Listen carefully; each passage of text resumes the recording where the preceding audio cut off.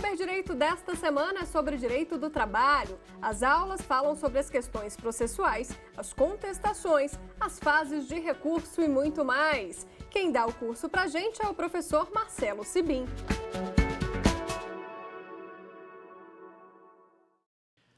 Olá pessoal, sejam muito bem-vindos ao Saber Direito. Aqui é o professor Marcelo Sibim Del Caro. Hoje estamos dando continuidade ao nosso estudo durante a semana. Passamos pela contestação, que é a principal peça de defesa apresentada pelas reclamadas no processo trabalhista, desde a fundamentação, os princípios norteadores, até os atos constantes nas audiências.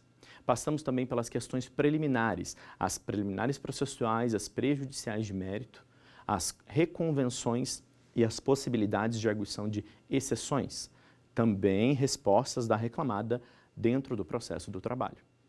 E na última aula trabalhamos com as questões processuais envolvendo a audiência em si, todos os atos como protestos, comparecimento em audiências, eventuais provas necessárias. Discorremos durante toda essa semana acerca desses capítulos.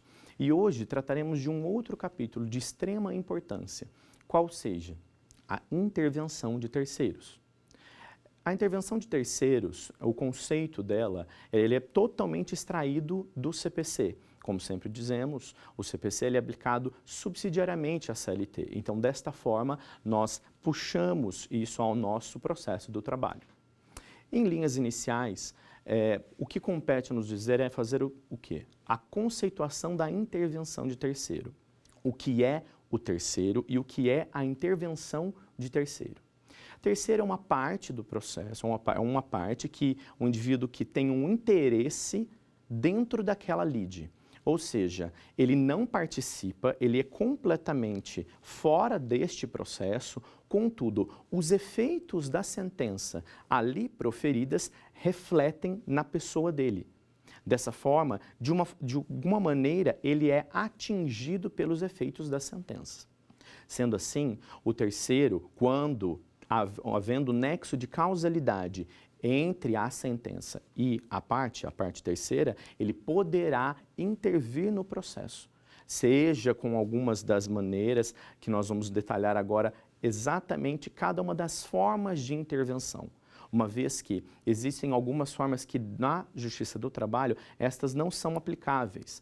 Todavia, elas se restringem à área civil. Entretanto, a grande maioria é aplicada na Justiça do Trabalho. Vamos começar guiando vocês a todas as possibilidades de intervenções. Quais são as formas de intervenções? São, no total, que utilizam-se na Justiça do Trabalho. A assistência, a oposição, a denunciação à lide, o chamamento ao processo, a nomeação à autoria e o incidente de desconsideração da personalidade jurídica. São essas 6 formas passíveis de utilização dentro do processo do trabalho, cada qual com a sua nuance, cada qual com os seus pré-requisitos determinados.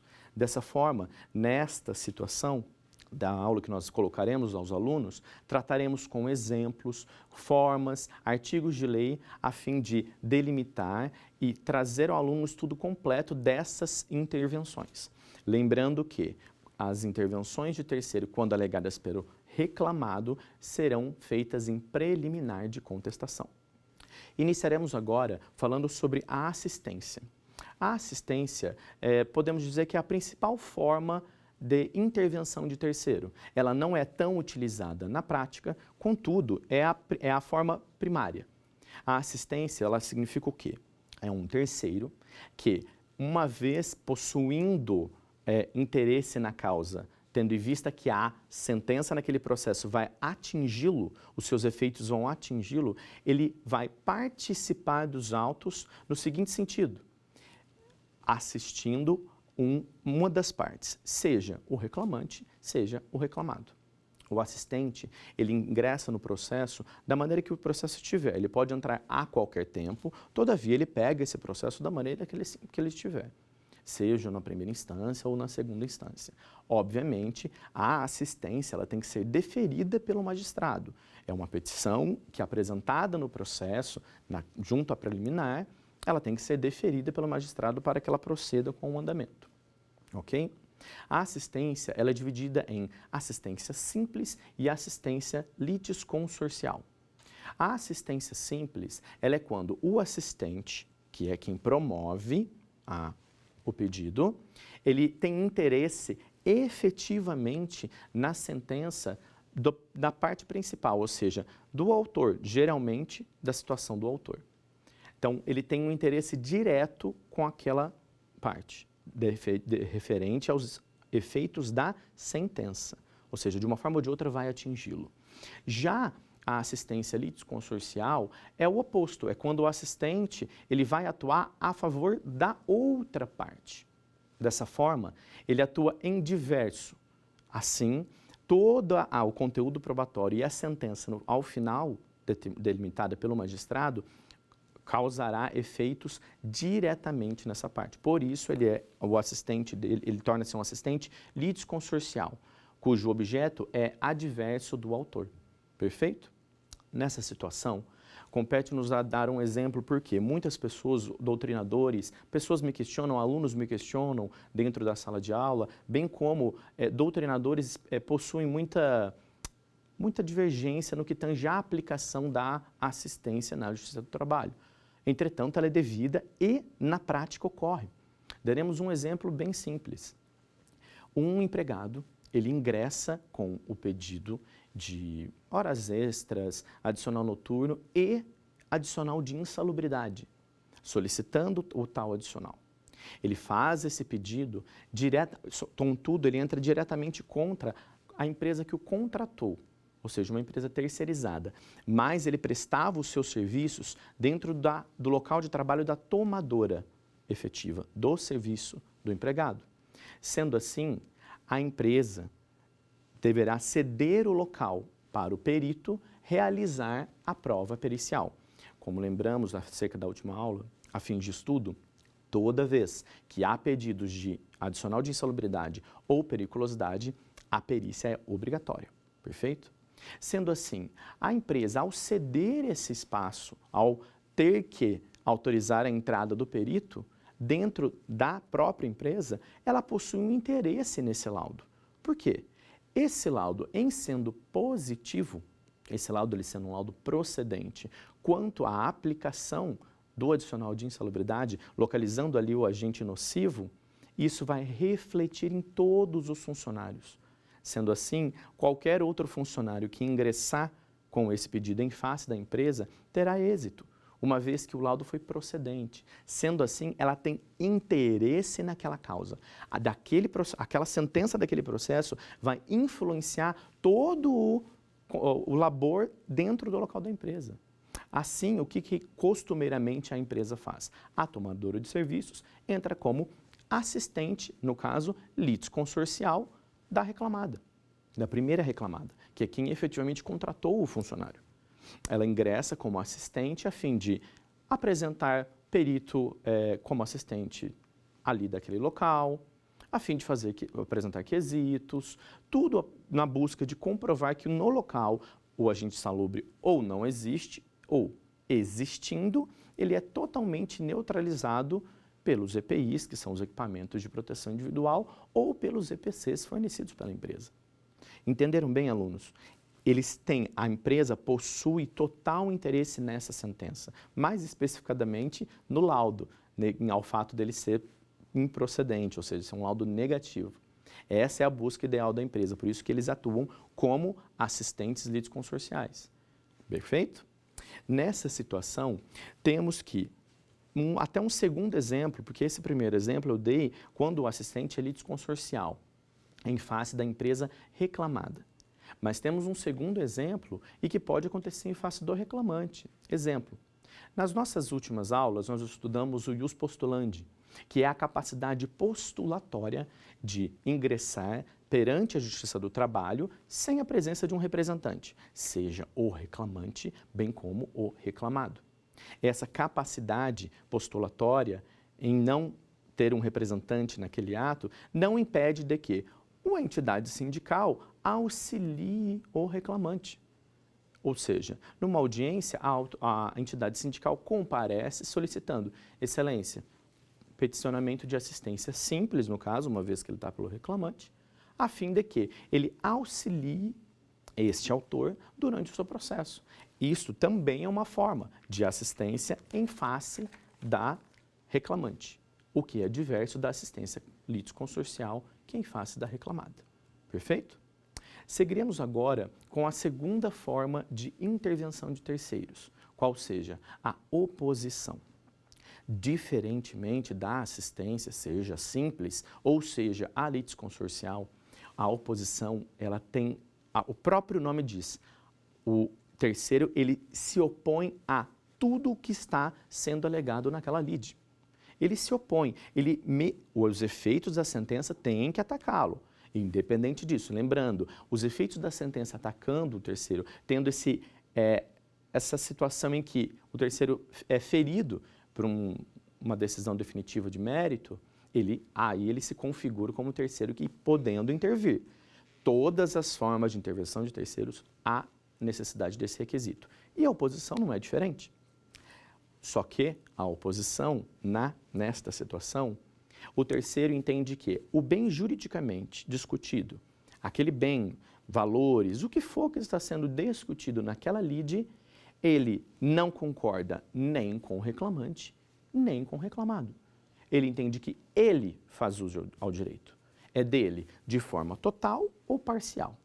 Não há necessidade de ele querer toda a sentença. Contudo, ele faz isso a fim de buscar que aquele bem litigado, aquela busca discutida na lide, venha para ele e não para nenhum dos dois. Por isso, oposição, ok? A oposição, ela é uma nova ação, perfeito? Como acontece na reconvenção, lembra que discutimos reconvenção na aula 2 essa semana? A reconvenção é uma ação nova, a oposição também é uma ação nova. Nesta situação, a oposição, ela tem que cumprir os requisitos, todos os 319 do CPC, requisitos de petição inicial, conteúdo probatório, todos. Na oposição poderá ser arguída provas, poderão ser ouvido oitiva de testemunhas, tudo que transcorre numa inicial transcorrerá também na oposição. Essa oposição, ela vai cumprir, além de cumprir os requisitos, ela também segue muito a aplicação do CPC de forma subsidiária. Nesse sentido, ela também terá 15 dias para a apresentação. Apresentando a oposição, as pessoas que estiverem no polo passivo, terão 15 dias para contestar, mediante provas, mediante documentação, a fim de buscar um não acolhimento do pedido por parte do magistrado. Ou seja, o magistrado vai levantar essa questão referente à oposição e falar, não aceito. Ou aceito e prossiga-se o feito. Tá ok? A oposição tem duas situações que também modificam muito no que tange ao litisconsórcio. Ou seja, quando há pluralidade de reclamados ou pluralidade de reclamantes. Dessa forma, quando a oposição ela é apresentada e uma das partes, exemplo, são contra 2 reclamantes e um reclamante concorda. Ele fala, não, eu concordo, excelência. Está correto o que o oponente está apresentando. Desta forma, a oposição correrá somente em face do outro reclamante. Não há um vínculo inquebrável, ou seja, ocorre a cingibilidade do direito. O que um concordou, o outro não necessariamente precisa concordar. Dessa forma, seguirá apenas em função daquele reclamante que não aceitou o pedido da oposição. Perfeito? Ademais, cumpre também dizer que essa questão dos doutrinadores é muito parecida com a da assistência. Ou seja, há doutrinadores que entendem pela aplicação, há doutrinadores que não entendem pela aplicação. E essa discussão, e veio a âmbito jurisprudencial, dificulta muito a utilização deste mecanismo dentro da Justiça do Trabalho. Entretanto, nós entendemos que há sim a possibilidade de aplicar-se à oposição na Justiça do Trabalho, o que daremos um exemplo. Esse exemplo ele foi tirado com base no chamado adicional de produtividade. Esse adicional, ele muitas vezes consta em acordos ou convenções coletivas. Acordos ou convenções coletivas de pessoas que trabalham nos setores de produção, maquinário, ok?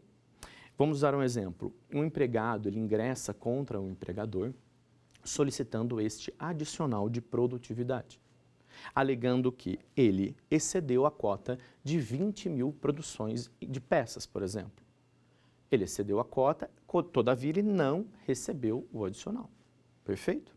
O empregador comparece no processo e fala, excelência, não, ele está errado, ele não apresentou as 20 mil peças, ele não excedeu as 20 mil peças conforme estabelecido no contrato, sendo assim, ele não faz jus ao benefício do adicional de produtividade. Perfeito?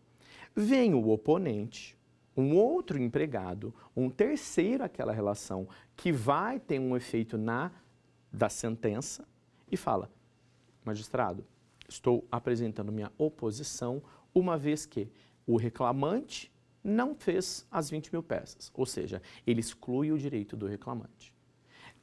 Entretanto, eu, empregado, fiz.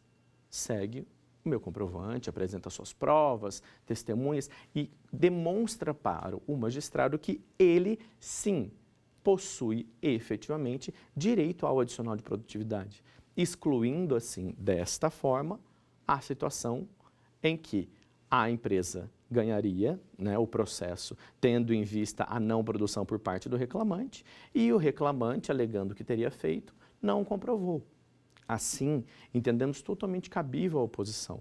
Claro que, na prática, é uma situação que ela demanda, além de conteúdo probatório, como podemos dizer, muito zelo e senso por parte do funcionário. O funcionário, a fim de entrar com um pedido desses na Justiça do Trabalho, ele tem que ainda estar cumprindo a sua relação de emprego. O seu contrato estar vigente.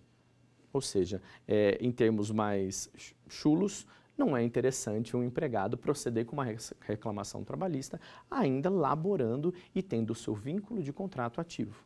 Perfeito? Pessoal, agora passaremos a uma terceira possibilidade. Uma terceira possibilidade de intervenção de terceiros, qual seja a nomeação à autoria.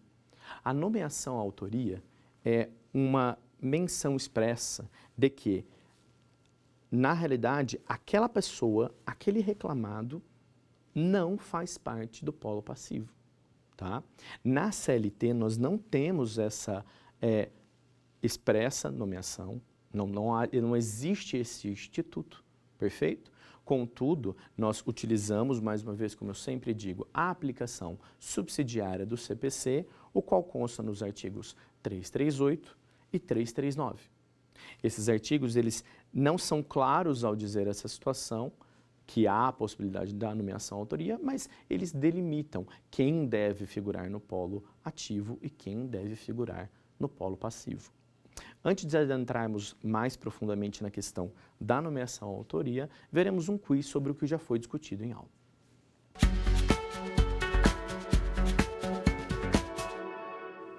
Vamos lá, pessoal.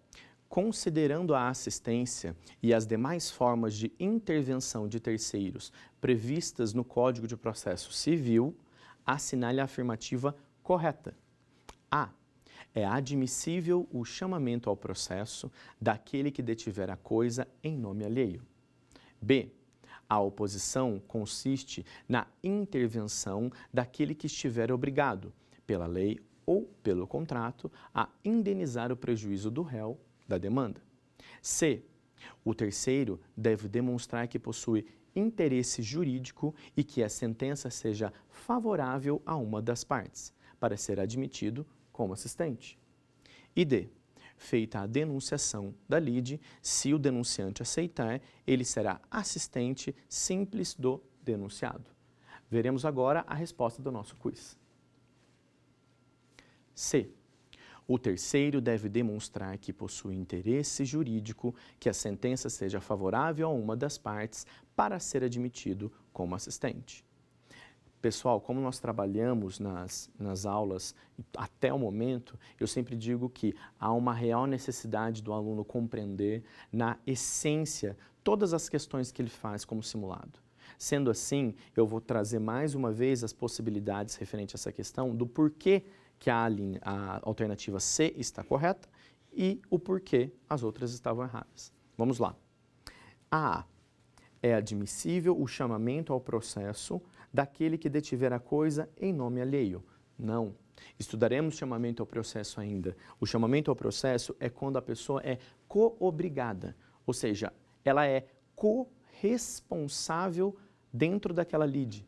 Dessa forma, a responsabilidade não restringe apenas ao acionado, e sim a quem está sendo chamado aos autos. Artigo 130 do CPC, a qual discutiremos um pouco mais tarde nesta aula.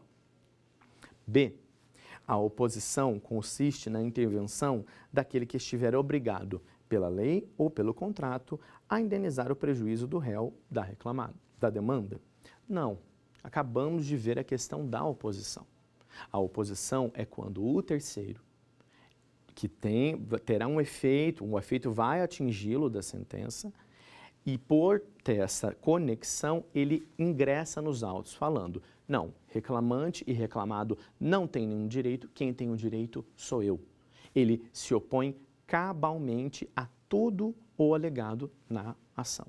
Perfeito? Discutimos agora essa questão da oposição. A C. O terceiro deve demonstrar que possui interesse jurídico que a sentença seja favorável a uma das partes para ser admitido como assistente. Perfeito. Artigo 119 do CPC acerca da assistência, seja ela simples ou litisconsorcial, bem como todas as intervenções de terceiro, como dissemos, há necessidade real de comprovar interesse jurídico, ou seja, a parte tem interesse naquela sentença, naqueles autos ou do bem ali discutido. E a D, feita a denunciação da lide, se o denunciante aceitar, ele será assistente simples do denunciado. Não tem nada a ver. Essa questão ela mistura a denunciação ali de que veremos a posterior, bem como a assistência simples, ok? Essa questão ela foi mais para confundir a nomenclatura e o conceito de cada um. Perfeito? Pessoal, seguiremos agora então com a nomeação à autoria. Como eu disse há pouco, antes do nosso quiz, a nomeação à autoria ela não está expressa na CLT e ela não consta nomeação à autoria dentro do Código de Processo Civil.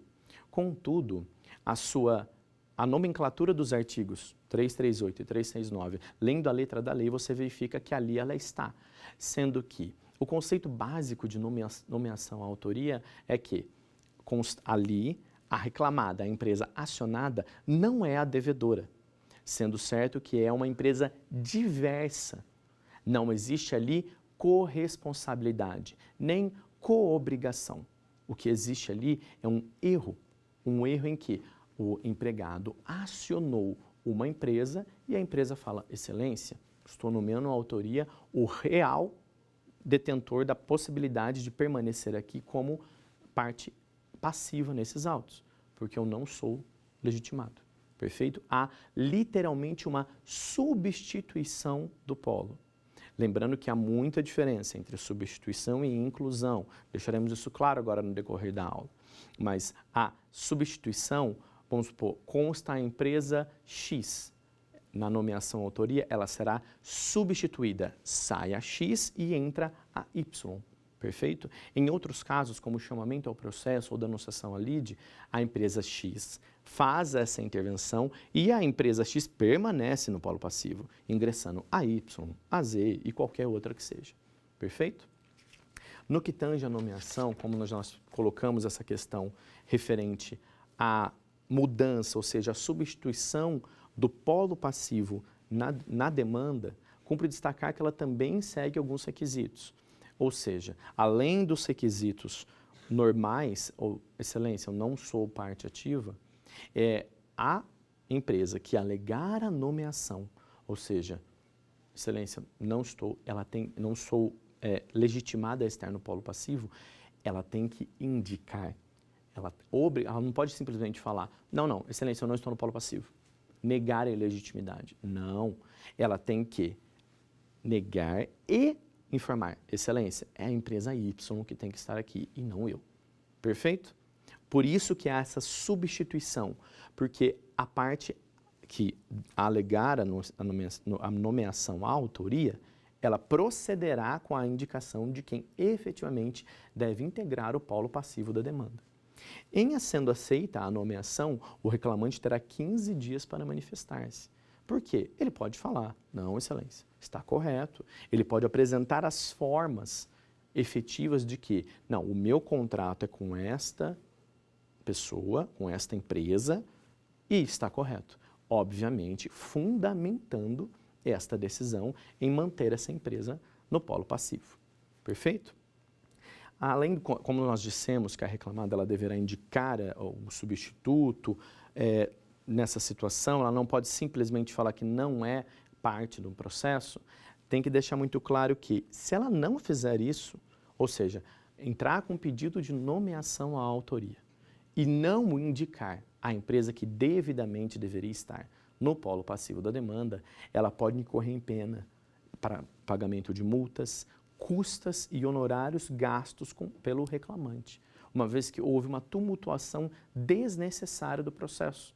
Por isso, quando efetivamente ocorrer essa situação da nomeação, a parte que alegar, ela tem que ter certeza, olha, eu não posso integrar o polo passivo, eu tenho que ser substituído aqui neste processo. Perfeito? Seguindo nessa situação, quando eventualmente o reclamante, por exemplo, ele aceita, vamos supor, excelência, realmente a nomeação, a autoria está correta. O reclamante pode concordar de imediato na audiência com esta situação, porque, como já dito, a nomeação à autoria também será arguida em sede de preliminar da contestação, a qual é apresentada dentro da audiência. Quando apresentada, o advogado do reclamante, o reclamante poderá falar, olha, realmente está correto, perfeito. Então, o juiz vai substituir, retirar a empresa X, incluir uma empresa diversa, Y, e conceder o prazo de 15 dias para que o reclamante possa emendar a sua inicial. Ou seja, uma vez que houve a modificação do polo passivo, o reclamante deve manifestar. Manifestar no sentido de que, excelência, estava errado, então eu vou corrigir esta situação. Apesar do juiz já ter determinado, isso deve ser levado em consideração. Perfeito? E seguindo também nesse sentido, cumpre dizer que o reclamante pode tomar um outro ato. Excelência, ok, solicitou nomeação à autoria, mantenha-se as duas no polo. Ou seja, vai manter a empresa X e a Y. Isso é uma manifestação por parte do reclamante, numa situação em que a reclamada acionar. Contudo, demanda de uma autorização judicial. Ele não pode fazer isso ao bel prazer. Então, ele vai solicitar que o juiz, excelência, a empresa X é devedora sim, bem como a nomeada à autoria. Ou a aplicação da súmula 331 referente à terceirização, que é um exemplo que nós vamos passar agora. De uma forma ou de outra, ele é também obrigado. E aí o juiz vai analisar o caso com base em todas as provas apresentadas. Perfeito? Nesse sentido, como nós dissemos, essa questão referente à efetiva exemplificação de como aconteceria é a situação da terceirização. Ou seja, o empregado, ele é contratado pela empresa X, mas ele, efetivamente, trabalha dentro da empresa Y, ok? Ou seja, contratado por uma terceirizada e trabalha dentro de outra empresa, beleza? A tomadora de serviços, empresa Y, e a empresa que efetivamente contratou ele, a empresa X. Esse empregado, na hora de distribuir essa reclamação trabalhista, ele distribui somente em face da Y, da tomadora dos serviços dele, e não em face da empresa X, que é a efetiva empresa que o contratou. Sendo assim, a empresa Y irá nomear a autoria, falando, não, excelência, estou nomeando a autoria à empresa X. O registro do empregado está no nome dela, todos os dados estão no nome dela, pagamento quem faz a ela, férias quem concede a ela, eu não tenho nada a ver, eu apenas tomo o serviço. Perfeito? Esse é o exemplo mais clássico de nomeação a autoria. Contudo, vamos lembrar que numa situação dessa eu acho muito raro o magistrado substituir, tendo em vista a aplicação da súmula 331 do TST. Essa súmula, ela interpreta que, além dela não considerar a terceirização devida, o que já foi quebrado pelo STF, ela entende que a tomadora dos serviços é a responsável subsidiariamente no caso do não cumprimento dos créditos trabalhistas por parte da efetiva contratante. Sendo assim, o que o magistrado provavelmente fará dentro dessa audiência é: empresa Y, ok, eu estou aceitando a sua nomeação, mas eu não vou te substituir. Ele vai só substituir na situação do polo, ou seja, de primeira reclamada, ela vai para a segunda reclamada e a primeira reclamada torna-se a empresa contratante do funcionário. Perfeito, pessoal? Esse é o exemplo mais clássico referente à nomeação autoria. Partiremos agora a mais uma forma de intervenção. Essa é uma das formas que atualmente estão sendo mais utilizadas, que é a denunciação à lide. A denunciação à lide, o conceito dela, basicamente falando, é o quê? É uma situação em que um terceiro, ele, por força de contrato ou a fim de evitar uma ação regressiva, ele deve indenizar uma das partes constantes nos autos.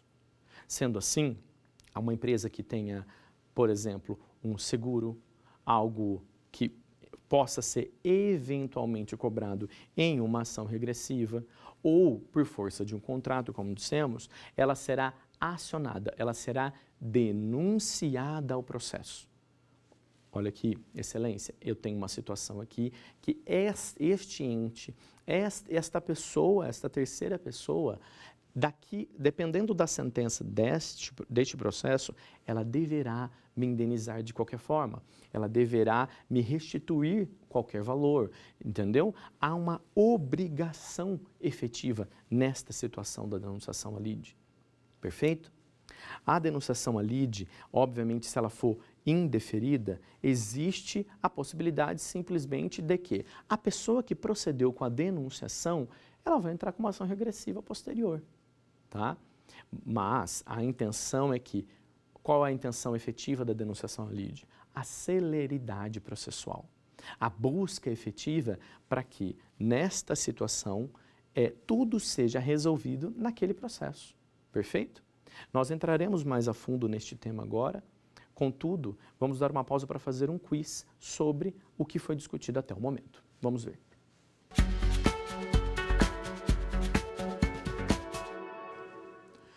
Quanto às intervenções de terceiros no novo Código de Processo Civil, é correto afirmar: A. A assistência continua a ser tratada em capítulo autônomo, não lhe tendo sido reconhecida a natureza jurídica de intervenção de terceiro. B. A denunciação per saltum deixou de ser admitida no ordenamento jurídico, haja vista a revogação pelo Código de Processo Civil de dispositivo do Código Civil que previa a sua aplicação. C.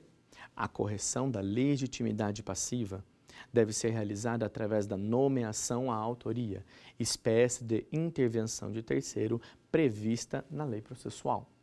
E D. O chamamento ao processo somente se concretiza se houver aceitação pelo chamado. Veremos agora a resposta do nosso quiz. Assim, quanto às intervenções de terceiro no novo Código de Processo Civil, é correto afirmar que a denunciação per saltum deixou de ser admitida no ordenamento, haja vista a revogação pelo Código de Processo Civil de dispositivo do Código Civil que previa a sua aplicação. Essa situação, alunos, ela é bem específica, uma vez que nós devemos analisar, como eu sempre digo, o enunciado, ou seja, nessa situação está pedindo a questão correta, mas mesmo que nós não sabemos o significado efetivo da nomenclatura, nós podemos ir por excludentes. Essa aqui eu quero apresentar para vocês uma situação de excludentes. Vamos lá? A. Por que a A está incorreta? A assistência continua a ser tratada em capítulo autônomo, não lhe tendo sido reconhecida a natureza jurídica de intervenção de terceiros. Errado. No começo da aula, nós dissemos que foi conferida. A assistência consta no título 3 da intervenção de terceiros do Código de Processo Civil. Sendo assim, ela tem natureza de intervenção. Perfeito? Por isso, ela está incorreta. A C, eu vou pular a B por enquanto. A C, a correção da legitimidade passiva deve ser realizada através da nomeação à autoria, espécie de intervenção de terceiro prevista na lei processual. Errado. Acabamos de falar sobre a nomeação à autoria e que ela não está mais elencada neste rol. Ela está no artigo 338 e 339 do CPC, os quais não estão no título 3, referente à intervenção de terceiro. Por isso, a letra C está errada. A letra D. O chamamento ao processo somente se concretiza se houver aceitação pelo chamado. Errado.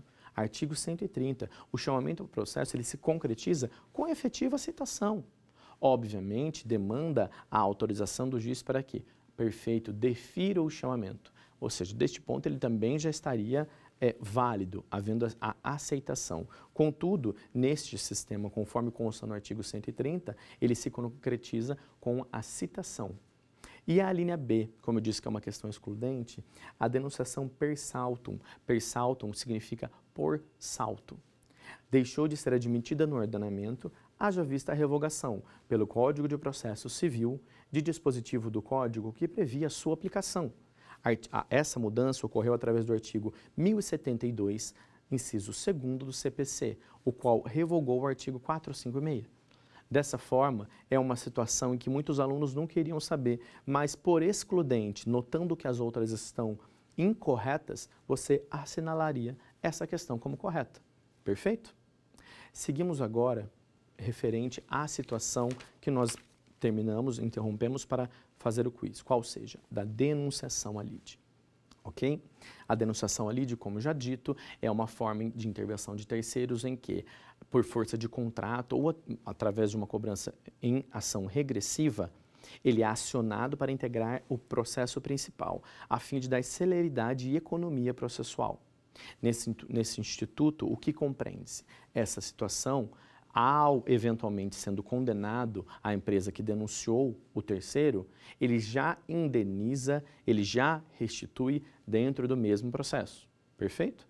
Isso causa economia processual, desafogamento de muitos processos que hoje temos, tanto na esfera trabalhista como em todas as esferas.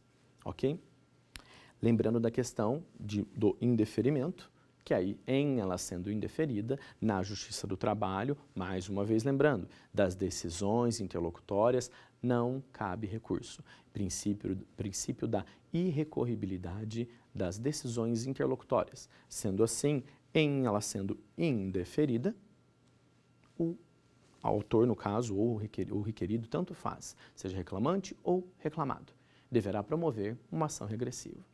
Nesse sentido, como eu disse o exemplo da questão das seguradoras, eu vou elucidar um caso. Hoje em dia, muitas seguradoras possuem efetivamente um seguro voltado para empresas, no seguinte sentido: danos materiais, morais, restituição de valores perdidos em ações trabalhistas, como é o caso que eu vou narrar agora. As seguradoras oferecem para as empresas este tipo de seguro, esta garantia. Os valores, obviamente, variam de seguradora a seguradora, mas, ou seja, por força de um contrato, ok? Então, uma empresa, por força de um contrato estabelecido com a seguradora, contratou, vamos dar um exemplo, cobertura de danos morais em R$100 mil, danos materiais em R$100 mil e ações trabalhistas também em R$100 mil. Perfeito? Nesse sentido, um funcionário executa judicialmente a empresa, ele ingressa com a reclamação trabalhista, sobre pedindo verbas rescisórias, horas suplementares, adicionais, de salubridade, periculosidade, o que for. Ele pede quais itens forem e coloca R$50 mil no valor de sua causa, após a liquidação dos pedidos. Perfeito? Ao fazer isso, quando a empresa recebe esta notificação, na Justiça do Trabalho sempre notificação, beleza? Quando ele recebe esta notificação, o que a empresa faz? Denuncia a seguradora. Excelência, eu tenho um contrato, por força de contrato, que eu deveria receber isso em ação regressiva, mas para tornar célere a situação, eu quero denunciá-lo para que ele integre a demanda, ok? Ele constará efetivamente no processo como terceiro interessado. O terceiro interessado que, dependendo do julgamento, ele deverá indenizar o reclamado. Nesse sentido, vamos dar um exemplo, que a condenação da empresa reclamada, após todos os conteúdos probatórios, provas periciais e testemunhais, seja em R$30 mil. O que a empresa tem contratado com a seguradora? Danos até R$100 mil. Resumindo, a empresa vai fazer o pagamento dentro do processo ao reclamante, uma vez que essas verbas as verbas rescisórias têm caráter alimentar, ele paga e no mesmo processo ele executa o denunciado. Existe essa possibilidade de ele já executá-lo, ou seja, seguradora, você me deve ressarcimento, uma vez que por força de contrato você tem que me ressarcir os valores gastos com ações trabalhistas, perfeito? É uma situação que acontece corriqueiramente. Muitas empresas hoje em dia fazem esses seguros na busca de resolver o problema dentro de uma única ação, perfeito? E, obviamente, é um ato interessante, isso é até uma dica para as empresas. Havendo a possibilidade, contrate. Hoje, o seguro é um mal necessário, né? Ainda mais numa situação dessas, a empresa ela fica tranquila, ela tem, entre aspas, uma paz se eventualmente for condenada, obviamente, dependendo de cada seguro. Perfeito? Nesse sentido, pessoal, nós podemos seguir também explicando que a denunciação, lembrando, ela também é uma forma de inicial, ou seja, há possibilidade do denunciado contestar a demanda. Exemplo, excelência, não quero figurar aqui porque eu não tenho dever. O meu contrato extinguiu há 3 meses, não houve a renovação. Ele apresenta conteúdo probatório de que ele não deve integrar o polo passivo da demanda. Na realidade, ele integraria o polo passivo como terceiro interessado, mas integraria. E os efeitos da sentença vão recair sobre ele. Ou seja, ele comprovando, mediante documentação, de que não há nenhuma possibilidade dele ingressar ali como denunciado, o juiz vai analisar e pode indeferir essa denunciação, ok? Ele procedendo com indeferimento, o que vai acontecer, como nós dissemos? Indeferindo, a empresa reclamada deverá, numa situação em se ela considerar que há essa possibilidade, ingressar com ação regressiva em face da empresa seguradora nesta situação. Obviamente, isso causará mais demora no recebimento. Não existirá mais essa possibilidade de unificar tudo num processo. Contudo, uma vez que o princípio norteador, um dos princípios norteadores do direito do trabalho é o princípio da irrecorribilidade das decisões interlocutórias, a única forma é ingressar com uma ação regressiva. Perfeito, pessoal? Nesse sentido, cumpre destacar também que muitos casos, quando há a denunciação da lide, essa denunciação ela vai ficar anexa ao processo. Se eventualmente houver uma desistência por parte do reclamante, obviamente que esta denunciação restará prejudicada. Diferentemente da oposição, onde ela segue apenas para um, ou da reconvenção que ela pode seguir em face do reclamante, totalmente diferente, a denunciação da lide depende da existência do processo, uma vez que o bem ali, juridicamente tutelado, é o quê? É a restituição, é o ressarcimento de valores gastos. Sendo assim, se eventualmente a ação principal houver o pedido de desistência por parte do reclamante, que foi quem acionou, a denunciação lide resta prejudicada e essa será extinta juntamente com a ação. Perfeito? Temos também um segundo exemplo referente ao empregador que pode denunciar a lide empregado que causou o dano. Quando este empregador nessa situação estivesse sendo acionado pela vítima do dano. Exemplo, um empregado que dolosamente empurrou outro dentro da empresa. Perfeito? Dolosamente, num momento de ira, ele empurrou e aí este esta vítima, vamos dizer, tem esse empregado que foi a vítima na situação, sofreu uma contusão no joelho, ou algo efetivamente que incapacitou ao trabalho. Ele se afasta e, posteriormente, ele ingressa com um dano em face da empresa. Olha, eu quebrei o meu joelho, eu lesionei o meu joelho dentro da empresa. Vem a reclamada e fala, peraí, você lesionou porque um funcionário meu te empurrou. Você lesionou porque ali vocês tiveram uma discussão e ali vocês não se resolveram e ocorreu. Ou seja, quando o dano é doloso, quando há a intenção, o empregador pode denunciar a lide o reclamante. Olha que situação diferente. O reclamante não, na situação, né? O reclamante é a efetiva pessoa a vítima, né? Que está acionando a empresa, mas ele pode denunciar efetivamente o seu outro empregado, a fim de estabelecer ali uma situação de que, perfeito, se eu for condenado, qual foi a sua intenção de empurrar, você deverá ser condenado. Perfeito? Seguiremos agora a mais uma intervenção de terceiros, qual seja a do chamamento ao processo. Essa que nós discutimos até no último quiz, falamos brevemente, é uma das situações que também acontece corriqueiramente na Justiça do Trabalho. Por quê? Porque existe o chamamento ao processo, é uma forma de você trazer a lide. Você traz a lide a terceiro que é coobrigado na responsabilidade dos autos. Ou seja, da sentença não é só o reclamado acionado que deverá cumprir com esse valor, com um pagamento, com indenização, qualquer que seja a sentença, mas sim uma outra terceira pessoa, que é coobrigada, ou seja, ela tem a mesma coobrigação de indenizar ou pagar o que for determinado na sentença. Perfeito? Mais uma vez, nós podemos dizer um exemplo clássico que ocorre referente a uma situação de um cartório, por exemplo.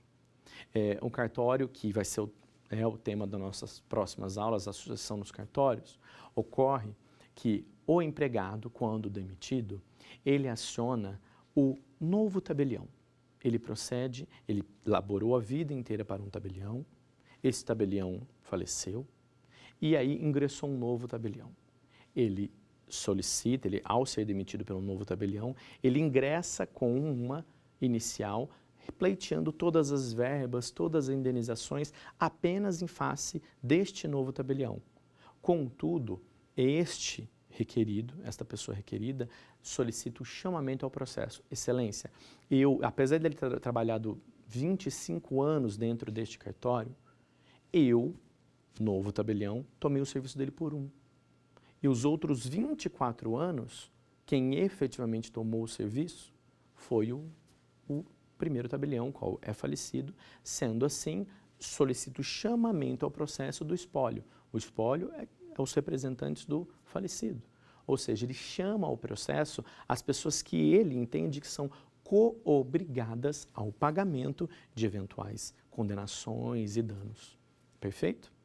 Antes de adentrarmos mais profundamente na questão do chamamento ao processo, faremos mais um quiz. Vamos ver.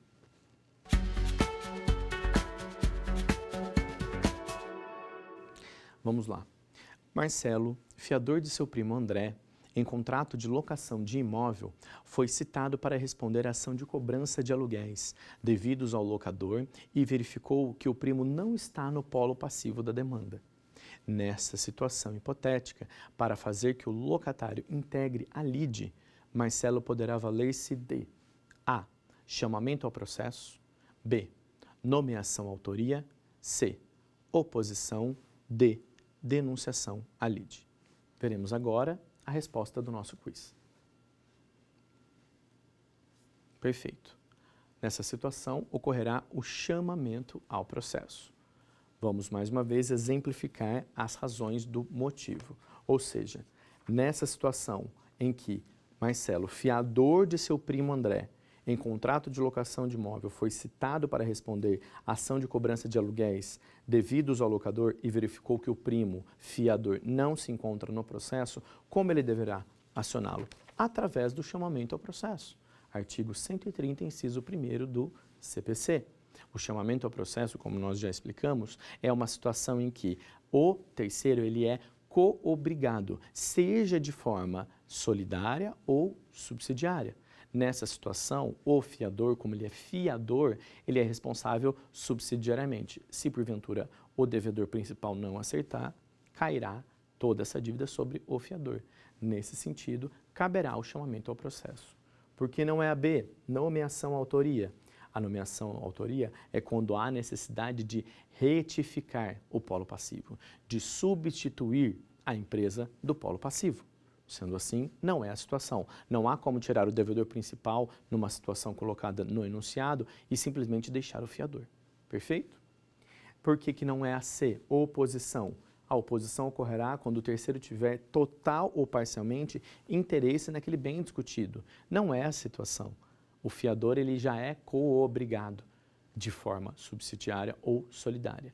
Então ele não se opõe, uma vez que por força de contrato ele já é coobrigado. E a D, denunciação à lide? Obviamente não é. Uma vez que a denunciação à lide é quando tiver a pessoa acionada na denunciação, ela deve ser obrigada a indenizar ou ressarcir o acionado, ou seja, o denunciante nessa situação, por força de contrato, a fim de evitar uma ação regressiva. Também não é o caso do enunciado. Perfeito? Sendo assim, nós encerramos essa questão do quiz para continuar com o chamamento ao processo. O chamamento ao processo, como dito, é essa questão da coobrigação, né, mencionada dentro do processo, ela deve estar estampada efetivamente, não de uma forma, vamos dizer assim, direta. Não há necessidade de ter um contrato, não. É um entendimento próprio.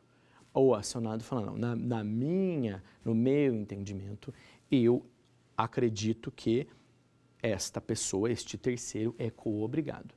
Sendo assim, o chamamento é algo que o juiz determinará, ele vai considerar correto ou não.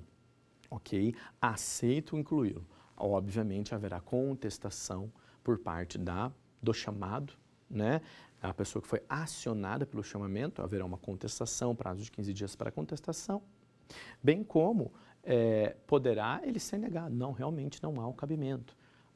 Passível de recurso. Não houve o cabimento. Chamou-se ao processo, o juiz decidiu, está correto, seguirá o processo com esta pessoa também no polo passivo. Ok? Diferentemente da nomeação autoria que altera, substitui o polo, o chamamento ao processo mantém no polo passivo a pessoa chamada. Então, ficaria o primeiro reclamado e esta pessoa como segunda reclamada. Perfeito? No que tange ao chamamento ao processo, as nuances que constam dele também podem ser aplicadas através da terceirização, a súmula 331. Né? Explicamos da empresa X, da empresa Y, quando o empregado aciona uma empresa e deveria ter acionado a outra, também a capacidade de chamamento ao processo quando ela é coobrigada. Perfeito? Nesse sentido, agora também, entrando mais na principal, eu acho que mudança de intervenção de terceiros dentro do processo do trabalho, nós vamos falar um pouquinho agora sobre o incidente de desconsideração da personalidade jurídica. Esse incidente de desconsideração da personalidade jurídica é um instituto completamente novo. É um instituto que traz ao processo do trabalho formas de recebimento que a doutrina e a jurisprudência inovou de forma sábia. E isso é de extrema importância. Apesar de ser um ato geralmente tomado pelos advogados do reclamante, é importante entender todo o caminho. Nesse sentido, o que nós podemos explicar? Que, em tese, o patrimônio da pessoa jurídica, ele nunca vai se confundir com o patrimônio da pessoa física. Assim, a pessoa, quando aciona a empresa, ele poderá executar, ele poderá buscar bens, ele poderá buscar valores em a empresa, não quitando este crédito do reclamante, através de sistemas como o Bacenjude, que é um sistema para buscar valores, o Renajude, que é um sistema para buscar veículos, pesquisas Arisp, pesquisas de imóveis, dentre outras, ok? Então ele utiliza tudo isso em face da empresa, somente da empresa. Contudo, há a situação de que a empresa não tem bens passíveis de saldar, a empresa é insolvente. Sendo assim, uma vez que o sócio, que não confunde até então o patrimônio, possui imóveis, casas, bens e valores, ele poderá ser acionado. Através da desconsideração da personalidade jurídica, o magistrado desconsidera o CNPJ e inclui os CPFs dos sócios. Perfeito? Dessa forma, todos esses sistemas, todos esses mecanismos de busca poderão ser acionados na figura dos sócios. Por quê? Só para vocês entenderem, a questão é, em tese, o patrimônio somente da pessoa jurídica responde. Por isso, a exceção, o incidente de desconsideração da personalidade jurídica é uma exceção à regra, mas é uma exceção à regra que beneficia os credores. Porque, analisando numa situação, seria muito injusto, né, a empresa estar falida e 1, 2, 3, 5 sócios possuírem bens, valores e terem uma vida boa às custas de uma empresa falida. Então, por isso que eu digo que é um instituto de suma importância, a parte, o juiz, o MP podem arguir e devem arguir na busca de solucionar o crédito do reclamante. Perfeito? Espero que tenham gostado. Aguardo vocês na próxima aula. Um forte abraço. Obrigado.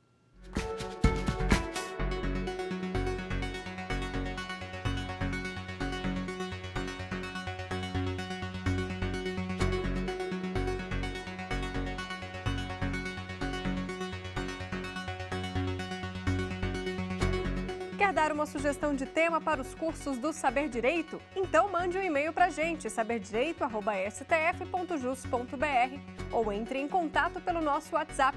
O número é esse que aparece na sua tela. Você também pode estudar pela internet. É só acessar tvjustiça.jus.br ou rever as aulas no nosso canal do YouTube, TV Justiça Oficial.